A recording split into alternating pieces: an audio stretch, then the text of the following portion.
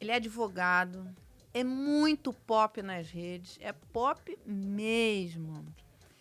Agora, ele ficou muito famoso por conta da amizade dele com o Moro, né? Você vai começar assim? É daí que vem essa... Não, vai começar assim, Mara. Não. Foi um prazer falar com você. Te conheci ao vivo, né? A gente se falou verdade. tantas vezes online. É verdade. Ele no vai My sempre News. no My News, Eu sempre tenho convidado carteirinha, nosso. tenho carteirinha do My News, mas é um Isso. prazer te conhecer pessoalmente. Não, eu não sou nem um pouco amigo do Moro, nada. Pelo contrário, não sou nada amigo do Moro, mas sim, advogado sou. Popular nas redes, estou tentando, mas acho que tá indo bem.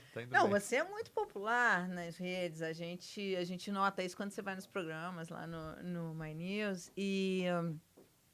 mas é popular tanto pelos amigos como os nem tanto, né? Olha, é porque rede social é um pouco isso, né? Aham. Ela abre espaço para absolutamente tudo, então eu tenho muito hater, muito xingamento, ameaça, infelizmente, as Você coisas... tem, isso é o ruim da isso rede, é bem né? chato. Quando você tem essa É bem coisa. chato, assim, mas às vezes entra por um ouvido e sai pelo outro. Quando eu percebo que eu, assim, até porque eu sou advogado criminalista há mais de 20 anos, então assim, eu tenho uma certa, para não dizer muita experiência com esse tipo de situação. Não que eu seja ameaçado por clientes, mas eu defendo, advogo para pessoas, muitas vezes que estão aí envolvidas em algum tipo de situação semelhante. Então eu sei quando é uma bravata, quando é ali uma pessoa que se sente blindada atrás do celular, atrás da tela de computador, e quando é de fato alguma coisa verdadeira. Quando eu percebo que é sim algo mais preocupante, aí eu aciono, tomo enfim, as medidas jurídicas. Isso é uma coisa legal de você contar pra gente. O que a gente faz quando é ameaçado nas redes? Eu acho que assim, esse filtro do que o que deve e o que não deve ser feito, eu faço pela experiência que eu tenho, mas se você não tem experiência nenhuma, a minha sugestão, faça boletim de ocorrência. Não importa, é uma ameaça que eu não dei atenção, eu sou um pouco cauteloso em relação a isso. O boletim de ocorrência é relativamente fácil de fazer, você pode fazer online, eu recomendo que faça assim, porque principalmente para você deixar ali registrado, vai que, né, bate na mesa, que aconteça alguma coisa mais para frente, você tem um registro. Faz boletim de E ocorrência. existe uma delegacia, por exemplo, digital que vai atrás, porque aí você fala, Tem. tudo bem, é um robô, é um fake, em geral é isso, né? O cara sempre se esconde atrás de alguma coisa, mas eles abrem uma investigação para ir atrás de quem é, porque isso é importante. Super importante. Em grandes cidades, sim, você tem delegacias especializadas em crimes digitais, crimes cibernéticos, você tem. São hoje em dia bem melhor aparelhadas do que era no passado, tecnologicamente. Obviamente a polícia no Brasil inteiro tem limitações, infelizmente, tem limitações de recurso, de pessoal, mas essas delegacias têm melhorado bastante. Então são pessoas especializadas e conseguem ir atrás, sim. Agora vamos falar da sua candidatura. Pré-candidatura. Pré-candidatura. Pré-candidatura. Por que entrar na política? Vamos lá. Mara, eu tenho 22 anos exatamente trabalhando com sistema de justiça. Sistema de justiça criminal, com o sistema de justiça de forma mais ampla e com direitos humanos. Através do quê? Através de organizações não governamentais, através do terceiro setor, que foi a opção que eu tomei na minha vida muito cedo de fazer política. Você faz política no terceiro setor. Eu tive uma militância política estudantil, nunca fui filiado a partido nenhum, mas tive uma militância política bem grande durante o movimento estudantil. Mas em um determinado momento, principalmente quando eu comecei a trabalhar com direito, eu fiz essa opção de ir para o terceiro setor. Eu fui um dos fundadores de uma organização chamada IDDD, Instituto de Defesa do Direito de Defesa, que é hoje uma das maiores, se não a maior organização no Brasil que trata do sistema de justiça criminal. Passei lá 22 anos, são 22 mesmo, da fundação do IDDD. Fui diretor, vice-presidente, presidente, e hoje em dia sou conselheiro nato do Instituto. E várias outras organizações. A Human Rights Watch, inclusive, eu fiquei aqui, né? Nesse prédio. Aqui no corredor. É aqui no corredor, eu sei. No meu andar. Eu fui conselheiro da Human Rights Watch, que é uma das maiores organizações de direitos humanos do mundo, por vários anos. Então, eu consegui abraçar várias pautas e ser um ator de mudanças políticas mesmo. Porque através do DDD, através dessas outras organizações, que são várias, eu não vou ficar aqui cansando vocês contando quantas são, a gente conseguiu muita mudança. Muita. Só que por exemplo? A audiência de custódia, que é, para mim, a maior revolução do sistema processual penal, é um trabalho do IDDD, é um trabalho do CNJ, do Ministério da Justiça e do IDDD, inclusive durante a minha gestão como presidente. Qual é a importância da audiência de custódia? A importância é a seguinte: um preso, antes da existência da audiência de custódia, uma pessoa presa em flagrante, ela demorava meses para ver um juiz pela frente. A audiência de custódia, que é uma previsão que está no Pacto de São José da Costa Rica, que o Brasil é signatário, obriga um preso em flagrante a ser levado em até 24 horas na frente de um juiz, para fazer duas coisas. Para que esse juiz verifique a necessidade de manter essa pessoa presa durante o processo e, principalmente, para verificar a existência de maus tratos ou tortura durante a abordagem policial. Por isso que precisa ser 24 horas depois. Porque tem a marca, tem o inchaço do olho, e o juiz precisa ver a pessoa, precisa conversar com a pessoa, para saber se precisa manter ela presa ou não e se ela foi torturada ou maltratada. Grande parte do mundo civilizado tem a audiência de custódia. Às vezes você muda um pouco o tempo, alguns países 48 horas, outros 72, mas a média é 24 horas. O Brasil não tinha. Uma pessoa era presa em flagrante hoje e ia ver um juiz daqui a 3 meses. O que era um absurdo, produzia um número gigantesco de presos preventivos, uma série de problemas. E a audiência de custódia, ela foi um projeto, se iniciou com um projeto piloto do CNJ, do Ministério da Justiça e do DDD, que à época eu era presidente, e hoje é uma realidade no país inteiro. Então, assim, essa é uma vitória e uma batalha que eu me orgulho muito, muito, muito de ter participado ativamente. Visitei aí mais de 15 estados, levando as primeiras audiências de custódia junto com o ministro Lewandowski na época, e várias outras pautas muito importantes do sistema de justiça a gente conseguiu fazer. Isso que você está falando todos os especialistas na área de segurança, enfim, com quem eu converso, dizem que a gente prende muito e prende mal. Exatamente. E que isso é um problema sério para toda a sociedade. Gravíssimo. E uma vez o ministro Gilmar Mendes estava lá no programa e ele falou, enfim, estava falando de processos e tal, do que chega. Ele falou, chega muita coisa no STF que não precisaria chegar e tal. Sim. E aí ele falou um caso que ficou na cabeça até hoje, isso martela na minha cabeça. Falou assim, tinha preso com prisão temporária ou provisória há 10 anos. É um absurdo. Como é que essa pessoa tem direito a julgamento? É um absurdo. 10 anos não sei se é provisória, se é preventiva. Preventiva. Mas 10 anos. Isso melhorou bastante. Tem que melhorar muito mais, mas houve uma redução de presos provisórios. Preso provisório é aquele preso que não tem uma condenação definitiva. Pode ser preso preventivo, preso temporário, mas o nome provisório engloba essas duas coisas. O número vem diminuindo graças à audiência de custódia. Então, assim, é um avanço muito grande. Então, assim, eu conseguindo todos esses avanços, você fica numa zona de conforto até, né? Então, assim, 22 anos fazendo isso, várias vitórias, algumas derrotas também, que é óbvio que a gente tem derrotas. Mas, Mara, o que me fez efetivamente mudar, a chave que me fez mudar e falar, não, agora eu preciso continuar a luta por essas pautas e outras pautas importantes. Sabe que ela acontece numa data bem específica, assim, é uma história bem pessoal. No dia 6 de setembro, de 2021, não sei vocês aqui que estão nos ouvindo e você, mas eu fui dormir com medo. Lembra que o Bolsonaro estava assim, ameaçando uma ruptura institucional gravíssima. Você tinha caminhões em Brasília, na esplanada dos ministérios, tentando ali entrar no Supremo. Aquela noite foi muito, 5, 6 de setembro, foi uma noite... Preocupou o Brasil inteiro. O Brasil inteiro. Inclusive a alta corte. Principalmente a alta corte. E tribunais superiores no país inteiro. Todos. Eu conversei com alguns ministros que estavam assim, como deixamos chegar a esse ponto? Eu fui dormir, Mara, nesse dia com medo, cara. Medo físico, medo assim por mim, medo pelos meus filhos, eu sou uma pessoa que me expõe publicamente, medo pela democracia, medo pelo país. Eu fui dormir, eu devo ter dormido 2 horas na noite, eu acordei no dia seguinte, no dia 7.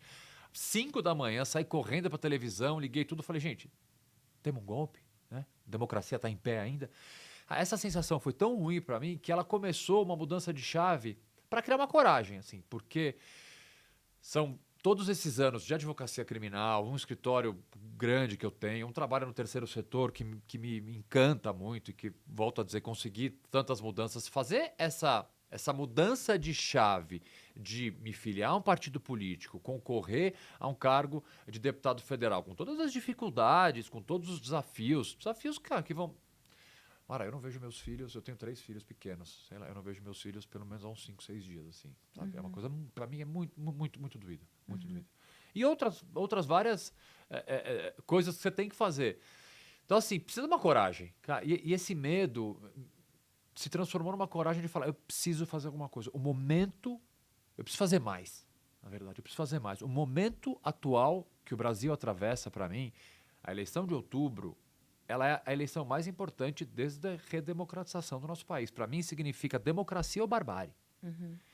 E eu preciso como cidadão, como brasileiro, como ativista, como militante dos direitos humanos, do sistema de justiça, eu preciso mudar a minha trincheira e ir para outro lugar. E outro lugar, nesse momento, é o Congresso Nacional, diante desse cenário que o Brasil se enfrenta. Porque, só para finalizar essa resposta um pouco longa, eu acredito e espero que o Bolsonaro seja derrotado nas urnas. Só que o bolsonarismo fica.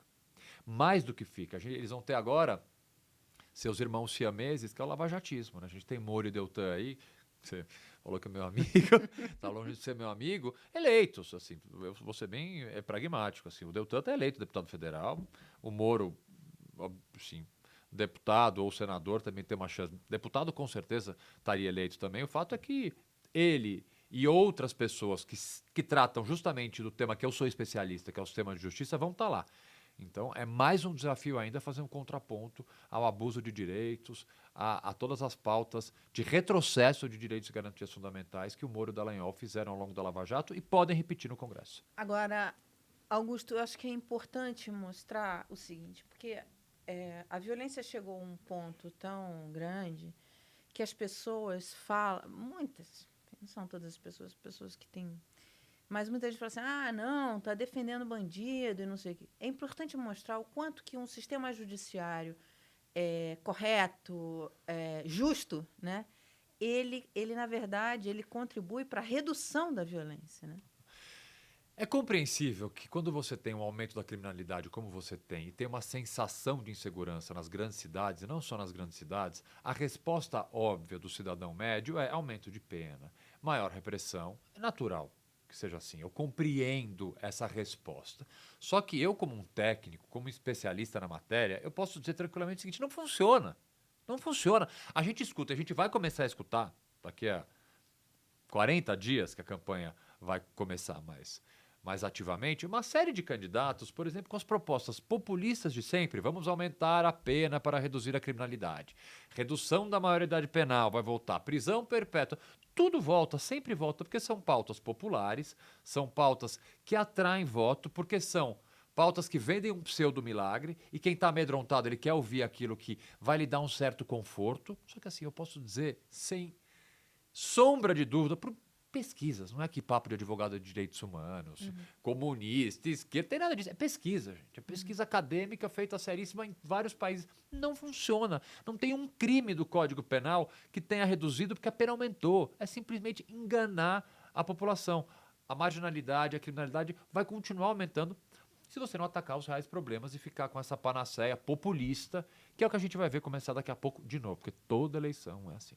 Uma vez eu entrevistei o Drauzio lá em Oxford, porque ele participou no Brasil Fórum, que tem, né, da Harvard e MIT. Ele falou uma coisa que me impactou. Eu tenho lá na penitenciária feminina meninas que eu tratei no Carandiru, do avô que eu tratei no Carandiru, da mãe ou do pai, da mãe que eu tratei na cadeia quando cheguei lá 11 anos atrás, e ela agora terceira geração de presos, sabe? Isso vai passando de uma geração para outra, porque as condições que levam à violência se perpetuam. É muito triste. Muito. Mara, tem uma pergunta que se a gente fizer, sei lá, para a pessoa de centro, de direita ou de esquerda, a resposta vai ser a mesma. Acho que é uma das poucas perguntas que qualquer ideologia vai responder igual. Uma pessoa vai ser presa hoje, tá? Ela vai cumprir 5 anos de pena. Ela vai voltar a conviver em sociedade daqui a 5 anos. Você quer que essa pessoa volte melhor ou pior? Independentemente da ideologia, você vai responder melhor, porque é meio que óbvio. A pessoa vai ser presa, tem que voltar melhor. Se essa resposta é tão unânime, eu posso garantir uma coisa. A gente está fazendo tudo de errado. É impossível, com o sistema penitenciário que a gente tem, eu dei aula em presídios durante vários anos, fiz mais de 30 mutirões carcerários no Brasil inteiro, conheço a fundo o sistema penitenciário. É impossível devolver para a sociedade uma pessoa melhor, principalmente porque qual é o perfil do preso hoje em dia no país? É o jovem, negro, periférico, sem instrução, preso por crime sem violência. Esse é o perfil. E também, gente, não é papo de direitos humanos, é censo. Só ir lá olhar, tá lá. Esse é o perfil. Crimes contra o patrimônio, aí sim você tem violência se for roubo, se for furto não tem. E tráfico de droga. Tráfico de droga é um crime que, do ponto de vista técnico, a gente fala que é um crime praticado sem violência. Não tem violência na prática do crime. O tráfico de drogas, obviamente, produz violência, mas o crime específico é um crime praticado sem violência. Esse é o perfil. Então você coloca um jovem primário, preso, por exemplo, por um suposto tráfico de droga de pequena quantidade, que é isso que a gente de fato encarcera, essa pessoa, na primeira semana, ela vai ser cooptada por uma facção criminosa, vai ter que começar a pagar essa facção criminosa para poder ter qualquer tipo de benefício, que na verdade é um sabonete, um papel higiênico ou coisa que o vale, um maço de cigarro, não vai ter dinheiro para pagar. Muitas vezes, o que acontece? Vai contrair dívida. Para ele pagar essa dívida, ou ele vai ter que cometer crimes dentro do presídio, ou ele vai ter com que a família de fora pague. Se a família não tem, a família vai começar a contrair dívidas de novo. Ou seja, você devolve esse cara para a sociedade pior e com dívida para a facção criminosa. Acabou. É essa bola de neve que a gente está construindo e tá todo mundo achando que tá tudo bem. Vamos prender mais mesmo, vamos construir mais presídio e prender mais. Para quê? Para aumentar essa bola de neve? Essa é a proposta? Assim, pode ser um discurso impopular, contra-majoritário, não é um discurso que atrai voto. Não tô nem aí. Eu não vou mudar 1 milímetro daquilo que eu conheço e trabalho há mais de 20 anos por uma pauta eleitoreira ou qualquer coisa parecida, entendeu? É o que eu acredito e é o que eu sei fazer e sei como mudar. Então, essa é a minha posição. Isso que você está falando é tão importante. Aqui no My News Eleições, a gente entrevistou lá em Brasília o Thiago Mitrô, que é de centro-direita, do Novo. E ele falou assim, Mara, tem gente boa à esquerda, à direita, gente bem preparada, e onde dá para você ter uma discussão e um debate importante. O problema é que, muitas vezes, o parlamentar ele vai seguindo a massa ali porque não quer ser impopular. Aí ele deixa passar uma coisa, deixa passar outra e tal, para não... Ele contou alguns episódios, por exemplo, que ele votou e aí, depois que ele fez o voto, teve um outro parlamentar que falou assim, olha, boa sorte, hein? Você teve coragem de falar isso, mas você sabe que isso daí é impopular e tal. Esse é um compromisso importante, Total. né? Você ter conhecimento sobre o que você vai votar e atuar efetivamente com conhecimento, né? Mara, eu não tenho problema nenhum em mudar de ideia. Se me convencerem. Assim, eu sou um cara... Tô longe de ser um expert em vários temas. Economia, por exemplo, é um tema que eu patino. Eu tento estudar, tento um pouco, mas não é minha área. Então tem vários temas, certamente. Eu, se eleito, vou ter que enfrentar no Congresso Nacional, que eu vou ter que ouvir pessoas, conversar com pessoas. E eu posso até ter, em tese, um posicionamento pré-concebido por uma coisa que eu li ou outra. Agora, se alguém chegar, e não importa se alguém de direita, centro, esquerda, e me convencer do contrário, eu vou ser o primeiro a falar, tudo bem, vamos mudar de opinião. Agora, tem algumas pautas, e são várias, que comigo é intransigência, entendeu? Direitos e garantias fundamentais, respeito a direitos humanos, respeito e principalmente a toda essa gigantesca população vulnerável. Algumas pautas não dá, porque sou eu há 20 anos atrás. Então, assim, se é impopular, paciência, se é impopular, porque eu não mudo nas pautas que, para mim, e nos temas... Vou dar um exemplo. Redução da maioridade penal. Mas, assim, jamais, em qualquer hipótese da minha vida, você vai me ver defendendo isso. Pena de morte, prisão perpétua. Não vou. Augusto, você vai perder voto. Paciência. Paciência. Agora, o que eu acho mais importante, Augusto, é que... E isso é legal de ver, de conversar com gente que entende o assunto, domina o assunto, porque as pessoas saem falando algumas coisas muito simplistas e não entram para ver qual é a funcionalidade disso. Quer dizer, a pena de morte resolve? Nada. Zero. Zero não reduz prática de crime nenhum. Assim como aumentar a pena. E, Mara, assim, eu vou dar um exemplo mundano. Sabe por que não adianta? Eu podia te citar dezenas de estudos científicos, mas eu vou falar assim uma coisa bem do dia a dia. Quem vai cometer um crime não lê o Código Penal antes. O cara que vai roubar o teu celular aqui na porta, não é que ele vai ler o Código Penal e falar, putz, nossa, olha, a pena do roubo era 4 anos, mudou para 5, eu não vou roubar a Mara. Se fosse 4 anos, eu até ia roubar a Mara, mas 5 anos não dá, porque tem Copa. Vou perder a Copa se eu ficar preso, estou fazendo conta aqui. 5 anos é um pouco demais. Para mim isso não existe, entendeu? Ninguém lê o Código Penal. Homicídio. Nossa, transformamos o homicídio. Estamos com alta no homicídio. Vamos transformar a pena mínima de homicídio para 15 anos. Aí o sujeito está lá para resolver, sei lá, um problema de tráfico de droga, ou você tem um crime passional, alguma coisa, ele vai falar, nossa, aumentou para 15 anos. Parei. Não vou. Desculpe. Gente, é piada de mau gosto, né? Com a vida. Né, com a inteligência das pessoas. Assim, só por isso, a explicação já fica meio óbvia. Ninguém. Assim, você deixa de praticar um crime, eventualmente, por, obviamente, razões sociológicas variadas, mas muitas vezes está ligado à certeza de que você pode ser descoberto. Esse, para mim, é o ponto. De cada 10 homicídios que acontecem no nosso país, em alguns estados, 1 é solucionado. O que significa isso? Não é que uma pessoa é presa, uma pessoa é condenada. Uma pessoa é identificada. 9 homicidas, estão aí andando livre, leve e solto, porque jamais vão ser descobertos. É isso que traz uma sensação de impunidade. É a certeza, não de que eu não vou ser condenado, a certeza que eu não vou cumprir pena, a certeza que jamais vão me descobrir. Porque a polícia não consegue investigar, a polícia é mal aparelhada, a inteligência policial é ruim, o Instituto de Criminalística que faz as perícias está super atrasado. É aí que vem a mudança. Só que isso tudo é longo prazo. E se tem uma coisa que candidato ou pré-candidato não gosta de apresentar, é política a longo prazo. Porque ele quer falar o quê? Vou resolver amanhã. Eu não vou, assim, tudo que eu tenho para propor, gente, algumas coisas que eu proponho até teriam aí um resultado muito rápido. Mas a maioria de propostas de problemas estruturais, elas levam tempo. E a gente não está acostumado a esperar tempo. A gente quer proposta milagrosa, imediata. Só que para problemas estruturais, não tem proposta milagrosa. Então vamos lá, Augusto. Se eleito, qual vai ser o que você acha que é o seu trabalho no parlamento para melhorar a questão da violência no Brasil? O que você vai fazer ali no primeiro dia? O que você vai encaminhar ali no parlamento? Olha, eu sou bem pragmático, tá? Eu adoraria e farei o quanto possível abraçar várias pautas e trabalhar várias pautas que eu acho importantes, mas a gente tem que começar de alguma forma e escolher temas prioritários para mudar. Eu tenho um tema macro que para mim é muito caro, é com uma reforma do judiciário no seguinte sentido. O judiciário, ele precisa ser um garantidor de acesso a direitos que já estão previstos em lei. A gente tem um fetiche no Brasil que é criar lei, né? Tá com problema, cria lei. Não necessariamente. Às vezes a lei está lá, ela só precisa ser cumprida. Então você tem direito à educação, direito à saúde, direito à moradia, todos os direitos previstos em vários diplomas legais. A justiça brasileira, ela tem que ser muito mais do que simplesmente uma resolvedora de conflito entre partes, ela tem que ser um poder que faça com que a população mais vulnerável consiga acessar a justiça para garantir direitos que ela já tem.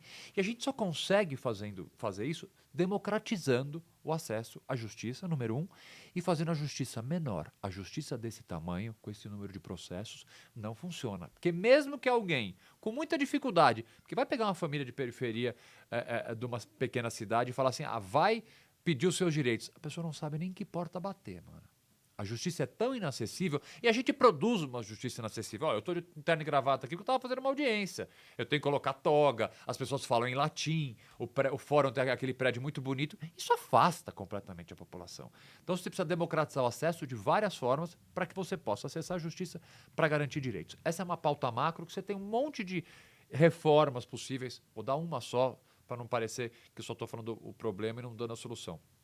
Incentivar formas alternativas de solução de conflito. Mediação, arbitragem, conciliação, justiça restaurativa. São formas mais baratas, muito mais rápidas, que deixariam de atravancar o poder judiciário e resolveriam pequenos conflitos, deixando a justiça menor e aí, naturalmente, mais rápida e mais acessível. Esse é um tema macro. Falando um pouco de segurança pública, tem uma lei que precisa de uma reforma urgente, que é a lei de droga brasileira.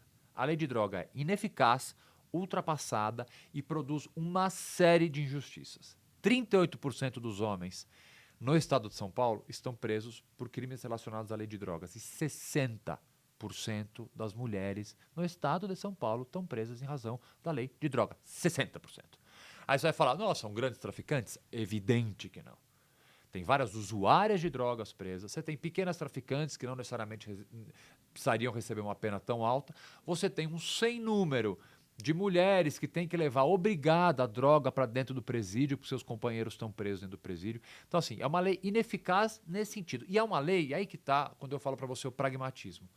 Alguns pontos são extremamente fáceis de resolver. Falta vontade política. Eu poderia falar aqui de descriminalização, que eu defendo? Poderia. Legalização? Poderia. Mas eu vou mais no pragmatismo. A gente precisa fazer uma coisa, para começar. O que o mundo inteiro civilizado faz. O mundo inteiro. Portugal, que eu sei que você conhece bem, México, Uruguai faz muito mais ainda, Alemanha, vários estados dos Estados Unidos, Canadá. Colocar no texto da lei uma distinção objetiva do que é tráfico e do que pode ser porte de droga. E como é que você coloca isso na lei? Com quantidade. A lei brasileira, ela é completamente subjetiva. Fica a critério do policial militar que te aborda, do delegado de polícia que vai fazer o flagrante, que pode ali, pela interpretação dele, falar isso aqui é tráfico, isso aqui é porte. Ele pode pegar um cara preso com 5 gramas de maconha e dizer que é tráfico, 5 gramas de maconha, ou 50 gramas de maconha e dizer que é porte. Porque vai ali, ele não tem critério para seguir. Então, assim, eu não preciso mexer com uma pauta de costumes, eu não preciso, meu Deus, vai ter a igreja católica, evangélico, sei lá mais quem, é uma pauta muito, muito cara, conservadores, a questão da droga. Não, gente, calma, dá para resolver, dá para melhorar muito só mudando isso, que é uma coisa extremamente objetiva. Vamos colocar o Canadá, por exemplo. Há 3 semanas atrás, British Columbia, que é uma das províncias, onde fica Vancouver, inclusive, acabou de descriminalizar todas as drogas até 2,5 gramas. Heroína, cocaína, metanfetamina, ópio, maconha, qualquer droga. O Brasil vai na completa contramão disso. Que produz o quê? Esse número assustador de 60% das mulheres do estado de São Paulo estão presas por causa de uma lei que é ineficaz e produz um gigantesco E não número. resolve, né? E não resolve. Nada. Não é isso que vai resolver o problema da droga. Né? Não, porque é uma questão de saúde pública, para começar. É óbvio que eu não estou falando aqui que grandes traficantes, enquanto obviamente isso Até for porque crime... isso não atinge os grandes traficantes. Não, mas é 60% Ele só pega ali outro. Pegou aqui, Vai pegar o... Vai olhar o perfil, você pode pegar a sentença que condenou esse número para mim é muito louco, assim, 60% é muita coisa. Você pega as sentenças, vai ver quantas grandes traficantes tem. É ridículo o número. O resto é tudo isso, cara. Bom, você falou do Gilmar Mendes. O Gilmar Mendes julgou um caso para mim há 2 anos. Não para mim, julgou um caso que para mim é um dos casos mais assim, sei lá, revoltantes da lei de drogas. Ele colocou em liberdade uma mulher condenada a 6 anos e 9 meses de cadeia por supostamente ter traficado 1 grama de maconha. Eu fiz até um vídeo. Para quem não está familiarizado com quantidades, eu vou mostrar para vocês. Aqui tem orégano, 1 grama de orégano, e aqui tem uma pizza.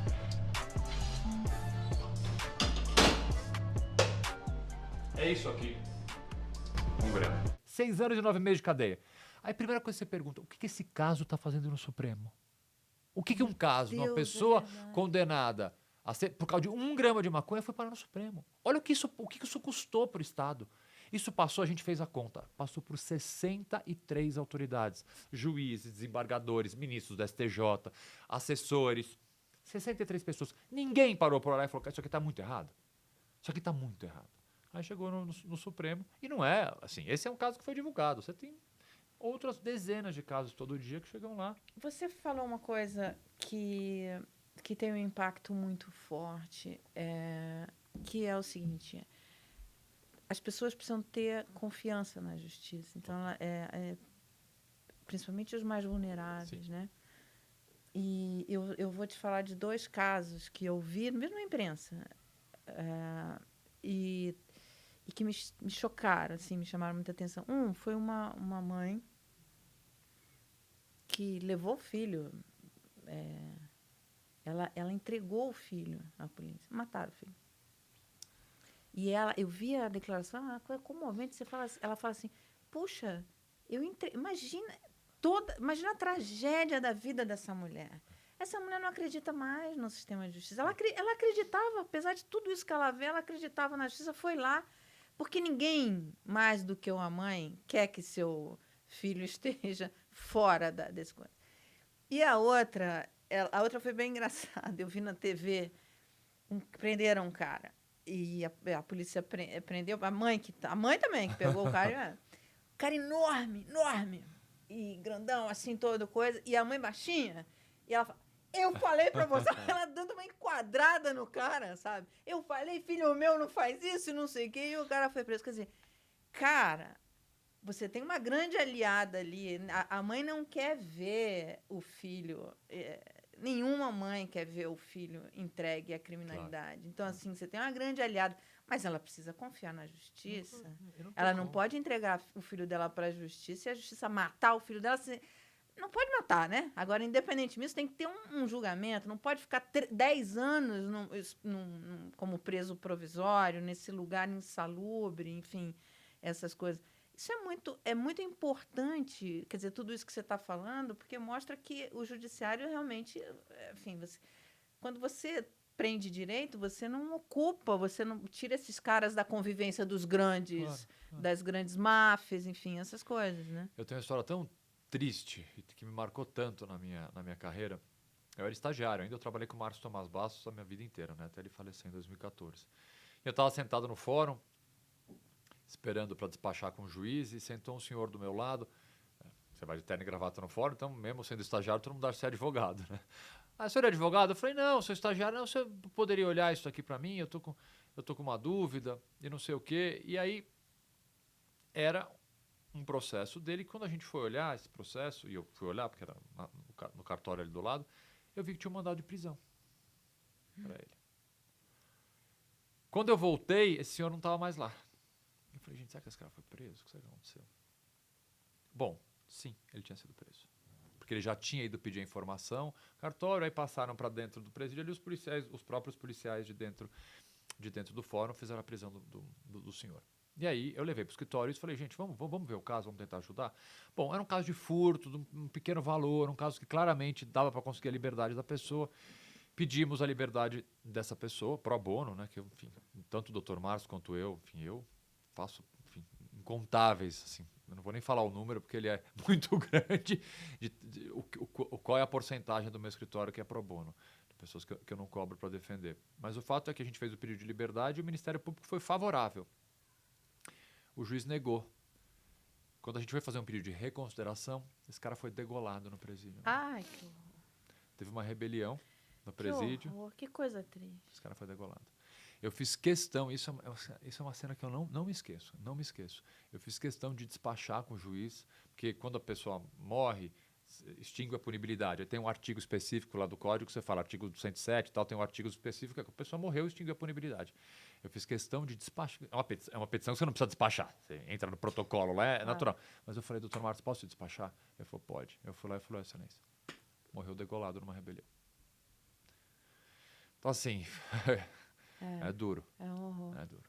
Porque esse é o ponto que eu acho que a população, por falta de informação e de conhecimento, acha que esse tipo de coisa melhora. Mas o fato é que isso está sendo feito há anos e só piora. Né? Só piora a questão da violência. Só piora. Assim, a gente não atinge as causas. Volto a dizer, a gente só escuta a proposta imediatista, populista e ineficaz. São essas.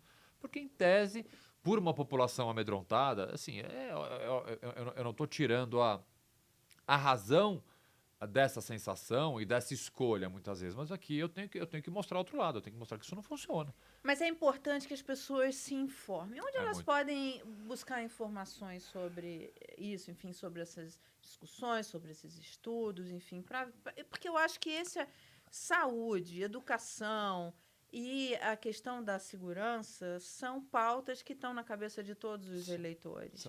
Olha, o advento das redes sociais trouxe uma série de coisas ruins, por um lado, mas sim, excepcionais do quanto você consegue aí democratizar o acesso à informação, principalmente com o celular agora, né? Que o celular, enfim, é uma grande arma de comunicação. Você tem diversos sites de organizações. O IDDD, vou puxar a sardinha para o meu lado, o IDDD que eu fundei, fui presidente, tem todos os estudos possíveis, todos os projetos, tudo que a gente já fez, o que deu certo, o que não deu certo. Tá lá, iddd.org.br, é super fácil de achar, tem um monte de coisa. A gente vai colocar aqui. Tá, legal. Porque é importante as pessoas buscarem essas informações para não cair nesse papinho de que vou matar, prender, arrebentar e está resolvido. Né? É essencial. Escuta, voltando para a sua candidatura, como foi contar isso em casa? Vou baixar água aqui. Agora tá tudo bem. Não é fácil. Óbvio que assim, essa decisão ela foi coletiva. Né? Eu sou casado com a Ana Cláudia, tenho 3 filhos. A Ana Cláudia é médica, enfim, e uma médica que começou a carreira mais tarde, ela foi modelo a vida inteira dela. Com 30 anos de idade ela resolveu ser médica. Hoje trabalha no SUS, no Mboimirim agora, trabalhando. Se formou há pouco tempo atrás. E ela é extremamente dedicada, assim, vocacionada. A medicina sempre foi o grande sonho dela, mas como a carreira de modelo dela foi muito importante no mundo inteiro, ela morou fora praticamente todo o começo da vida adulta. Então, assim, é uma agenda difícil, com 3 crianças pequenas. Então, assim, essa decisão, ela jamais podia ter sido tomada unilateralmente. Foi realmente uma conversa. Eu não vou te dizer que ela abriu um sorriso gigantesco no primeiro momento. Não abriu. Teve que ter um diálogo e tal. Agora, sim. Qual foi o seu argumento para convencê-la? Assim, não precisou nem de argumento, porque ela me conhece há muitos anos. Ela sabe, assim, ela sabe dos porquês da minha candidatura, ela sabe da minha paixão e da importância que eu vejo da construção do país melhor. Assim, não teve argumento, foi só, na verdade, a gente tem que fazer, na verdade, uma reavaliação de expectativas de vida de futuro, né? Assim, se eleita, ela tem que entender que eu vou passar boa parte da... A gente não vai se mudar para Brasília com as crianças, já estou pensando aqui eleito, mas a gente tem que pensar positivamente. Mas a gente não vai se mudar. Então, assim, são reajustes de expectativa de vida. Como eu te disse aqui no começo, assim, se tem uma coisa que me é muito, muito doída nessa pré-campanha, que é uma loucura, eu não sabia que era assim, e eu estou... sei lá, duram pouquíssimas horas por noite, estou viajando o estado inteiro, fazendo uma série de coisas, é ficar longe dos meus filhos, assim, isso é uma coisa muito, muito doída. E nesse último feriado que teve, eu resolvi viajar só com eles, peguei os 3, fui só eu, a Ana foi viajar com umas amigas, eu fui só eu, e eu tive, assim, pela primeira vez, eles já sabem, mais ou menos, que eles são muito pequeninos, eu tenho um de 11, uma de 5 e um de 3. E eu sentei com eles, assim, para uma conversa séria, e contei dessa história. Meu pequenininho de 3 anos, tudo que eu começo a falar de política, ele grita fora Bolsonaro. Porque eu levei ele numa manifestação, a única coisa que ele entende, a política, eu falo política, ele fala, fora Bolsonaro. Então, assim, a resposta dele é sempre essa. Ele é muito fofinho. A Yolanda, minha filha de 5, foi super, assim, até doído, porque ela chora. Qualquer coisa que eu falo, o papai vai ficar longe, ela começa a chorar. Então, é assim, me corta o coração. O meu filho de 11 entende, assim, tem uma criança de 11 anos, já um pré-adolescente, entende mais. Mas, assim, eu fui pedir desculpa, sabe? Eu fui pedir desculpa pela ausência. Eu falei, o papai vai ficar ausente, cara. Mas assim, vocês têm que entender que é por acreditar num futuro melhor para vocês. O papai tá fazendo isso por vocês, cara. Por vocês. Isso é interessante, porque tem muita gente se candidatando pela primeira vez. Que incrível. E muita gente boa, gente Claro. com competências nas suas áreas, reconhecido nas suas áreas, e se candidatando pela primeira vez. E eu sempre faço a pergunta, porque as pessoas acham, né? Quer dizer, nenhum pai quer ver seu filho político. Eu quero que meu filho seja político. Você não vê isso. Pelo contrário, acho que aquilo ali é só downside, é só problema, vai ter ameaça, vai ter agressão, vai estar envolvido em problemas e tal. E é por esse tipo de pensamento que você acaba tendo o centrão, né? Entendeu? Porque se você não ocupa espaço, vazio não fica, né? Não, claro, nunca. Então, eu acho interessante quando as pessoas... pessoas que já estão na sua zona de conforto, né? E aí poderiam simplesmente estar ali. Vai virar vidraça. Total. Não, assim, Deixa de ser pedra para virar vidraça, que é bem mais difícil. Pô, é uma virada de chave radical. Tem um escritório de advocacia criminal super bem estabelecido aqui, né? Trabalhei em todas as grandes causas da justiça criminal nos últimos 20 anos, né? Quando eu trabalhava no Márcio, eu sempre gosto de lembrar, quando eu entrei no Márcio para ser estagiário, a gente advogava para o Lula, para o Ciro Gomes, para o Collor, para o Antônio Carlos Magalhães e para o Serra. Você vê, assim, o doutor Márcio não tem assim, ideologia. Defesa não tem ideologia, não tem partido político. Direitos valem para absolutamente todas as pessoas. Então, assim, eu já entrei num escritório em que praticamente tudo acontecia, né? Então, eu estou lá desde dos meus 22 anos de idade trabalhando com isso, sempre em grandes causas, sempre trabalhei na Lava Jato loucamente, praticamente... ocupando 90% do meu dia a dia durante 3 anos, praticamente, eu só advogava na Lava Jato. Então, assim, é um escritório muito bem estruturado, com grandes clientes. E você ter que... Não que eu tenha que fechar o escritório, não tem porque é compatível, né? Eu posso continuar advogando, mas ainda assim, obviamente, durante uma pré-campanha, durante o mandato, não sou eu que vou estar lá. O que te surpreendeu na pré-campanha? Assim, você não esperava que fosse tão difícil quanto é? Porque só vai piorar, né? Obrigado, nossa, obrigado, mano, por esse incentivo. Você tá falando pré-campanha. Não, vamos lá. A campanha só vai piorar. Assim, positivamente, o que me deixou muito feliz é a resposta das pessoas. Assim, o que eu tenho recebido, mas assim, de apoio, de gente querendo ser voluntária, de gente me dando dica, nas ruas, assim, tudo bem, eu sou eu participei de programa de televisão, eu tenho uma rede social forte, mas eu tô longe de ser, sei lá, uma celebridade ou coisa que o valha. Quem é mais ou menos do meio ainda reconhece minha cara, ainda fica meio em dúvida. Às vezes eu vejo no restaurante o cara olhando assim no Google, pô, será que é ele? Será que não é? Não é que eu sou assim um cara nacionalmente conhecido. Mas esse reconhecimento na rua, assim, teve uma outro dia que foi muito engraçado. Eu fui para Suzano dar uma entrevista numa rádio de Suzano. Aí eu tô parado na frente da rádio e para um carro do CT de Suzano na porta, assim. E aí ele abre a janela, põe a cabeça para fora e fala, CT, vai, que eu tô a pé, eu vou tomar uma multa, que você quer que eu joguei um chiclete, você quer que eu vou tomar bronca?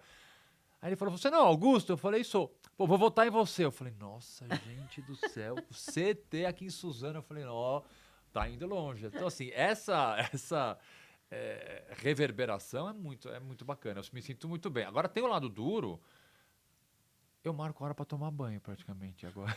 Tá assim, entendeu? Eu não tenho uma data livre para nada, porque eu estou dando muita palestra, que é uma coisa que eu sempre fazia, e muita reunião, e tem partido, tem todas essas coisas de conversar com outros candidatos. Então, minha agenda está uma maluquice. Por que o PSB? Bom, primeiro que eu conversei com outros partidos, assim, isso é bem público e todos sabem dessas conversas que eu tive. Eu sou uma pessoa, sempre fui uma pessoa de esquerda, centro-esquerda, esquerda, então, obviamente, a minha conversa não foi tão plural assim. O PSB, primeiro que me recepcionou de braços abertos, entendeu e concordou com a minha forma de fazer campanha, com as minhas pautas, me deu completa independência para falar o que eu bem entendesse. Ponto número 1. Ponto número 2, o PSB faz parte de uma composição que para mim é a composição maior que a do presidente Lula. Não daria para eu estar num partido que não apoiasse Lula no primeiro turno, porque eu sou eleitor do Lula, continuarei sendo, entendo que nesse momento é de longe a melhor possibilidade da gente derrotar o Bolsonaro, então não daria para eu estar num partido que não fosse da base de apoio. Por que não, PT? Do governo. Porque o PT ele tem um grupo de candidatos que eu respeito e gosto muito para deputado federal, que aqui é uma decisão pragmática, tá? Sem problema nenhum. Porque política é pragmatismo também, em que ali eu teria uma dificuldade maior de espaço dentro do PT. Então, assim, a opção pelo PSB é pela recepção, pela história do partido, pela renovação dos quadros que o PSB está fazendo. O PSB tem se mostrado assim, eu acho que é o grande novo partido de esquerda. Não que seja um novo partido, está longe de ser novo, mas essa renovação de quadros que ele está fazendo, você pega o Freixo, você pega a Carmen Silva aqui em São Paulo, Andréa Werner, Renata Falzoni, você pega... Flávio Dino, claro, Flávio Dino, Molo, assim, você tem pessoas muito, muito incríveis, que eu admiro, que eu gosto muito, que são um quadro de renovação na esquerda. Então, para mim, o partido hoje em dia, o PSB é o partido da esquerda do futuro, acho que será o grande partido. Tem o vice-presidente da República, pré-candidato a vice-presidente da República, então tem uma série de fatores, e assim, aconteceu uma coisa muito bacana com o PSB, sabe, Mara? Houve uma manifestação do Márcio França que eu não concordei, sobre um tema específico de segurança pública. E eu falei, gente, como é que funciona, será? Agora que eu sou filiado, será que eu posso ir lá no Twitter falar que eu não concordo com o pré-candidato a governador do meu partido? Eu falei, gente, agora eu vou ter que começar a pensar nisso, né? E aí fiz meio que uma consulta. Falei, consulta não se eu poderia, se eu não poderia. Meio que informei, falei, gente, eu sou contra. Era aquela questão da câmera dos policiais. Sim. Eu falei, eu sou completamente favorável às câmeras. Então assim, eu vou me manifestar. Aí sabe o que aconteceu? O Márcio falou, não, vem aqui conversar comigo porque eu quero te ouvir. Pode se manifestar, não tem problema nenhum, mas eu quero ouvir teus argumentos, eu acho importantíssimo. Você é uma pessoa que eu respeito muito. Vem cá, no mesmo dia que ele soltou a manifestação, ele falou, não, vem cá, vou encaixar um horário aqui para você, vamos conversar. E fiquei 40 minutos para ele explicando os porquês, levando estudos. Convenceu? Ele mudou, assim, ele não mudou radicalmente de ideia, mas alguns pontos que ele estava incluindo nessa pauta dele, ele percebeu que, na verdade, era falta só de informação, tá? Ou eu mostrei para outro lado, mas eu achei isso, assim, de um respeito, sabe? Principalmente nos dias atuais. Pô, ele falou, não, Augusto, vem aqui, então deixa eu te escutar. Não, imagine, claro que você pode falar, mas vem aqui pra te falar. Cara, eu achei isso, assim, incrível, incrível. Assim, meu relacionamento com o Márcio França é novo, né? Eu não sou um cara, enfim, nunca fui filiado a partido nenhum, então, assim, isso me impressionou muito bem. E como você falou, é raro, né? Ele falou, Augusto, eu quero te ouvir. Vem cá. Falta isso no país hoje, Pô, né? Tudo muito. vira briga, tudo Muito. vira ódio. né? E de ambos os lados, hein? Você vê isso na esquerda, você vê isso na direita. Total. E falta essa coisa do debate, sabe? O cara pensa diferente. E aí, E vamos daí? conversar, vamos debater com argumentos e tal. Não precisa querer que o outro morra, não Exato, precisa exato, querer linchar. exato. E hoje a gente... Estou usando essas figuras de linguagem, mas é real. Você vê nas redes esse tipo de coisa, né? As pessoas parecem que esqueceram que o debate também é ouvir. Ouvir. Qual é o problema de mudar de ideia? Outro dia viralizou um vídeo daquele outro debate que eu fazia naquela outra emissora de TV. Cara, eu ia falar isso, porque aquilo ficou épico. Não, Os seus debates na ficou- CNN entraram para a história da comunicação. Bastante épico. E realmente viralizou um trecho ali que fizeram, não uma montagem, porque não tem montagem nenhuma, realmente só um corte, né? Em que eu falava que eu não seria candidato. Que eu não tinha intenção nenhuma de ser candidato. Quem tinha intenção de ser candidato era o meu debatedor, que era o Caio Coppola. E aí um monte de gente vem e me xinga. Gente, qual é o problema de mudar de ideia? Não, de fato, naquele momento eu não tinha nenhuma pretensão política. Passei a ter. Diversos fatores me fizeram mudar. Para começar, o que o presidente, que o Caio Coppola, por exemplo, apoiava e continua apoiando, fez com o país. Teve esse pequeno detalhe no meio do caminho. Né? E outra, a gente tá... As pessoas esquecem uma coisa, sabe? Isso aconteceu com muita gente. Muitas pessoas que passaram aqui, que estão se candidatando pela primeira vez, se candidataram porque resolveram entrar para a política, mudaram os seus planos de vida em casa, inclusive. Tinha uma outra, algo planejado e mudaram. O Ricardo Galvão esteve aqui, ele falou, olha, a gente já tinha planejado se mudar, ir para outro lugar, porque é da minha aposentadoria e tal. E eu cheguei para minha mulher e falei, não, vou entrar por isso. Imagina o choque dela, né? Qual é o problema de mudar de ideia? E por quê? Hã? Ele fala, porque foi tão atacado o INPE, foi tão atacado... Então, assim, esse motivo que você está dando aconteceu com várias pessoas. Que bom! Com várias pessoas Que bom! que falaram, olha, eu tenho que entrar, eu vou ter que ir lá. O Thiago Mitrô, que não vai ser candidato à reeleição, ele falou para a gente que quando ele resolveu ir, ele falou, eu era executivo, não tinha nenhuma pretensão de fazer política. Quando eu vi a votação do impeachment da Dilma, eu falei, tem que ir no Congresso. O que é aquilo, meu Deus? Aquilo é um show de horrores, eu tenho que ir para lá. Então, assim... E é legítimo. É legítimo. Totalmente legítimo. Mudei É de ideia. legítimo. Naquele momento eu não tem tinha. nada que depõe contra. Pelo Zero. contrário, depõe até a Zero. favor. Zero. Né? É por isso que eu até agradeci o Caio. Falei, obrigado, porque o vídeo viralizou, foi ótimo pra minha pré-campanha. Um monte de gente que não sabia que eu era pré-candidato ficou sabendo. Valeu, Coppola, obrigado por ter divulgado o vídeo. Porque assim, gente, não tem problema nenhum. Mudei de ideia. Porque o Brasil... A gente esquece uma coisa. Até ontem, do ponto de vista histórico, ontem, a gente viveu um regime de exceção. A gente viveu uma ditadura. A democracia brasileira, ela é frágil. Ela é jovem. E a gente tem um governo que flerta diariamente com uma ruptura institucional. Você acha que vai ser fácil? Não será. Muito pelo contrário, os dias subsequentes da eleição. Eu escrevi um artigo que vai ser publicado na semana que vem. Vou até dar um spoiler do título dele.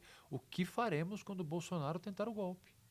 Porque, para mim, golpe não envolve só tanque na rua, deposição à força. O golpe ele pode vir de várias formas. Eu tenho, para mim, que nós teremos momentos extremamente difíceis pós ou 2 de outubro, ou se tiver segundo turno, depois do segundo turno, ou no intervalo entre primeiro turno e segundo turno. Eu estou muito preocupado, Mara, muito preocupado com uma ruptura institucional, sim, com violência, infelizmente, sim. Eu tenho uma análise e eu, provavelmente, converso em vários campos, no judiciário, em outros também, e essa preocupação, ela tá longe de ser uma preocupação paranoica, assim, é uma preocupação real. Até porque o presidente dá motivos para isso diariamente. Não, ele nunca avisou, assim, nunca na história um presidente avisou tanto, por exemplo, que não vai aceitar o resultado da urna. Apesar de você ter o Arthur Lira, não, vai respeitar sim, não sei o quê. Não sei se você chegou a ver. Essa semana foram divulgados alguns depoimentos de testemunhas ali da invasão do Capitólio e contando uma parte do Trump, que o Trump tentou pegar a direção da limusine para voltar para o Capitólio, porque o chefe de segurança dele... Eu ouvindo aquilo, eu falei, gente, é o Bolsonaro. Eu vejo o Bolsonaro invadindo e pegando a direção do motorista. Falando, não, volta para a esplanada. Cara, mas eu acho que, independentemente disso, eu acho que ele pode tentar. Já está tentando isso há muito tempo, mas enfim... mas, independentemente disso, eu acho que o grande problema é que o bolsonarismo não morre com a não reeleição do Bolsonaro. Então, E vai, quer dizer, o Congresso ele vai ocupar lá, quer dizer, você ter forças para contrapor, antagonizar com isso é importante. Você vai ter candidatos bolsonaristas reeleitos, novos candidatos eleitos e agora seus irmãos siameses, os lavajatistas, também eleitos. Então, assim, a gente está longe de ter uma renovação capaz. Por isso que eu sou muito favorável a uma coisa, assim, a renovação do Congresso ela tem que ser plural, dentro do campo democrático, que coloque partidos de centro, partidos de esquerda, partidos de centro-esquerda, partidos de direita. Se você for comprometido com democracia e com respeito e defesa das instituições, é esse o Congresso Nacional que a gente precisa ter. O que a gente não pode ter é golpista. Não pode ter corrupto, né? Que tem, enfim, e golpista, porque a democracia é frágil ainda. Né? Olha o grau que a gente está com relação ao Supremo. Bom, eu outro dia participei de um evento público que o ministro Alexandre de Moraes foi. Ele está com mais segurança do que, sei lá, do que um chefe de Estado. Chefe de Estado de um país assim, em dificuldades. Impressionante a quantidade de segurança que o ministro Alexandre de Moraes tem que sair na rua hoje, gente. Isso é muito emblemático. Muito emblemático. São 3 carros, é uma quantidade gigantesca. O ministro do Supremo. Ministro do Supremo. Você pode criticar o Supremo? Deve. Não concordar com decisão judicial? Deve. É óbvio que deve. É completamente diferente de fazer o que está sendo feito hoje, né? Esse ataque, essa violência contra a mais alta corte de justiça do país, que é inadmissível. Bem, a gente tem que encerrar, nosso tempo já está aqui esgotando. Eu queria encerrar, eu queria que você falasse com algumas mães de jovens que estão presos. O que elas devem fazer? Como buscar ajuda? Como buscar a justiça? Olha, defensorias públicas são uma dos membros desse grande poder judiciário que eu mais respeito. Assim, a defensoria pública, ela é, apesar de ser muitas vezes mal remunerada, ter poucas pessoas, ela é formada por homens e mulheres muito vocacionados. Eu tenho um respeito enorme, enorme, enorme. Eu sou um grande defensor e um grande parceiro de defensorias públicas. Então, obviamente, se a pessoa não tem condição de arcar com um advogado, a defensoria pública sempre vai ser uma mão amiga, sempre vai conseguir, ainda que com limitações, com demora, com fila, etc., dependendo do estado, mas a defensoria pública é um órgão que a gente sempre pode recorrer. Há diversas centros de orientação jurídica em faculdades. Você tem o 11 de agosto, você tem o 22 de agosto, faculdades grandes de direito sempre tem ali suporte para dar. Organizações não governamentais, o IDDD não faz assessoria pro bono gratuita de casos específicos, só de projetos maiores, como mutirões carcerários, etc. Mas tem algumas organizações que fazem. Agora, assim... E mães que temem pela segurança dos seus filhos? Isso é muito complicado. A gente tem uma deficiência, eu estava comentando isso ontem, né, delegado? Por exemplo, eu participei de uma palestra em que me perguntaram sobre a questão que infelizmente só aumenta a violência contra a mulher, né? E o problema que a gente tem, eu fui há muitos anos atrás levar uma cliente para fazer um boletim de ocorrência, ela tinha sido agredida pelo companheiro e o escrivão, um homem. Para começar, assim, delegacia da mulher ter homens trabalhando me parece algo um pouco contraditório, mas tudo bem. Não que você não tenha escrivães de polícia que sim, que sejam bem treinados, etc. Mas esse virou e falou para ela assim, vai para casa dormir um pouquinho, pensa melhor. Quem sabe você perdoa ele. Meu Deus! Na delegacia da mulher. Eu não preciso nem te dizer o que ele ouviu, né? Desse advogado que vos fala. Assim, sabe aquela batidinha na mesa, bem patriarcal? Vai para cá, descansa. Amanhã cedo. Meu Deus! Isso porque tava com o advogado do lado, hein?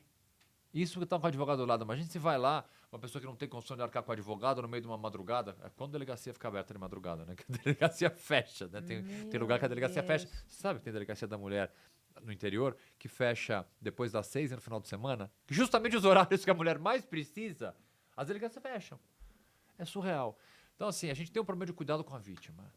Em todos os aspectos. Assim, a gente tem o sistema todo tem uma falha gigantesca em amparar a vítima. E a vítima ela precisa ser amparada. Vítima de crimes sexuais e de várias pessoas. Recente agora daquele procurador que bateu na procuradora. Aquela imagem é chocante. Chocante. E depois foi para casa? Mas agora foi preso. Agora foi preso, mas ele vai para casa numa cidade pequena. Isso é complicado, né? Não, complicadíssimo. A gente tem precisa ter um olhar muito mais cuidadoso, um olhar muito mais eficiente. A eficiência, para mim, é uma palavra que eu uso bastante porque falta muito na justiça eficiência, né? Principalmente para tratar, inclusive, da vítima. Porque me parece, nesse caso específico, quando eu vi a notícia, e eu vi isso porque a deputada Isa Pena foi lá e Foi. quebrou um pau e falou, escuta, como é que é e tal. E aí eu olhei, eu falei, faz sentido, cara. Ele vai matar essa mulher, porque tá solto, uma cidade pequena, sabe? A mulher ameaçou, enfim, ele foi lá, ameaçou, a mulher fez... Ameaçou não, ele foi às vias de fato, ele espancou a mulher. Quer dizer, as chances dele matar não são enormes. Num caso como esse... Até medida, assim, a lei... Aí que tá. Vou fechar te falando isso. A gente precisa parar de ter fetiche por criar lei, né? Porque eu já ouvi gente, precisa melhorar a lei. Não precisa, a lei tá aí. A Lei Maria da Penha prevê medidas protetivas que são rapidamente aplicadas pelo judiciário. A gente precisa aplicar a lei que existe. Assim como a gente tem que usar a justiça para garantir direitos que já existem na lei para a população mais vulnerável, a gente precisa usar bem a lei que a gente tem. Vamos parar de acreditar nessas propostas, precisa fazer uma lei. Porque é fácil, né? Falar, precisa fazer uma lei. Voltando ao início da nossa conversa aqui, quer dizer... O que adianta fazer mais uma lei se dos 10 casos só nada, um de homicídio, só um é descoberto, né? Nada, não adianta, assim. Você precisa criar, obviamente, as leis que precisam ser criadas bem criadas, porque a gente tem uma produção legislativa muito ruim, e nisso, modéstia à parte, eu sou um especialista em lei, então, assim, escrever leis boas, principalmente leis boas que peguem, né? Porque a gente tem um negócio no Brasil que é lei que não pega. É só a gente mesmo. No Brasil é lei que não pega. Como lei que não pega? É lei. Não tem lei que não pega. Isso muitas vezes é falha de redação da lei. Augusto, muito obrigada. Eu que agradeço o convite. Eu que agradeço por o convite. Vindo aqui. Super obrigado. Sucesso aí na sua campanha. Pré-campanha. Pré-campanha. Desculpa, hein? Eu sou um cara muito obediente à lei eleitoral. Eu também. Pré-campanha. E, enfim, independentemente se você vai ou não para o Congresso, que você continue atuando nessa causa que é tão importante para o país. Certamente. Obrigado pelo convite. Isso é seu. E aí, já pode ver uma Time My News. Eu já tinha que ter um crachá, mas tudo bem, a caneca adorei. Obrigado. E depois a gente vai continuar conversando, que você continue vindo sempre aqui no canal, pra gente acompanhar essas notícias. Obrigada, viu? Obrigado a você. Você que ficou com a gente aqui até o final, olha, tá aqui as redes do Augusto, você já conhece, né? Mas tá aqui as redes, manda para ele sugestões, reclama, fala, briga, discorda. É isso aí, tem que participar de todo esse debate eleitoral, porque eleições para o Congresso importam.